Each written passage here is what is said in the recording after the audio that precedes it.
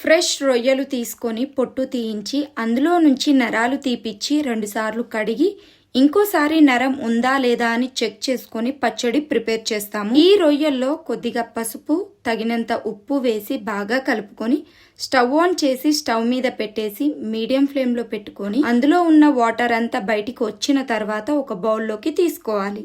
ఇలా అన్ని రొయ్యల్ని బౌల్లోకి తీసుకొని కడాయిలో ఆయిల్ పోసుకొని వేడి చేసుకోవాలి. వేడి అయిన ఆయిల్లోకి ఈ రొయ్యలన్నీ వేసి 2 వైపులు కలుపుతూ లైట్ బ్రౌన్ కలర్ వచ్చిన తర్వాత ఈ రొయ్యలన్నిటిని బయటికి తీసేయాలి. అదే ఆయిల్లో అల్లం వెల్లుల్లి పేస్ట్ వేసి అల్లం పేస్ట్ కలర్ మారిన తర్వాత స్టవ్ ఆఫ్ చేసేయాలి. ఇలా బయటికి తీసిన రొయ్యల్లోకి రుచికి తగినంత ఉప్పు, ఫ్రెష్ గా తయారు చేసుకున్న పచ్చడి మసాలా, ఇంట్లో పట్టించుకున్న కారం, నిమ్మకాయ రసం పోసుకొని బాగా కలుపుకోవాలి.